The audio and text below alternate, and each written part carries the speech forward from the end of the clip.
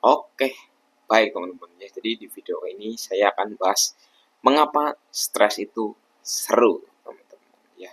Jadi kita tahu teman-teman ya, seringkali teman-teman ketika kita merasakan kepuasan atau kesenangan itu berasal dari ketika kita mendapati sebuah masalah atau problem atau tingkat kestresan tertentu teman-teman ya.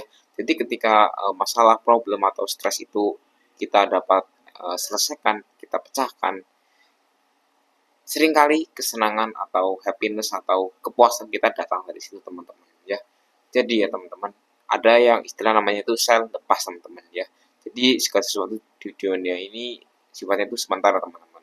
Ketika teman-teman sedang senang sekali, pasti ada kalanya itu hanya sementara teman-teman ya. Ketika teman-teman sedang merasakan di bawah atau sedih, itu juga hanya sementara teman-teman ya. Jadi semuanya itu akan berakhir teman-teman. Tidak ada yang terus menerus secara permanen teman-teman ya. Jadi misalnya teman-teman saat ini sedang merasakan uh, ada masalah atau merasakan tingkat stres tertentu teman-teman, percayalah bahwa ini semua itu pasti hanya sementara teman-teman ya. Karena jika tidak seperti itu, tidak seperti roller coaster teman-teman, hidup kita itu akan flat teman-teman ya. Hidup kita itu cenderung akan seperti biasa saja jika tidak ada tantangan ya, tantangan atau masalah teman-teman ya. Karena masalah itu seringkali tidak datang, tapi kita yang mencari teman-teman ya.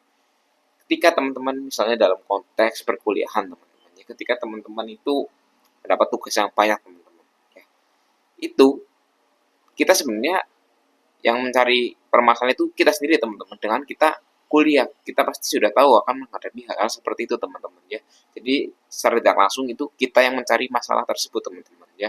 Jadi tidak perlu yang cemas atau dirasa berat sekali teman-teman, karena ini hanya bersifat sementara teman-teman ya. Semua pasti akan berlalu, dilewati. Ketika kita ada masalah atau tingkat stres tertentu, itu adalah saat untuk kita grow up atau kita naik level teman-teman. Semakin tinggi tingkat stresnya, semakin tinggi rewardnya teman-teman ya.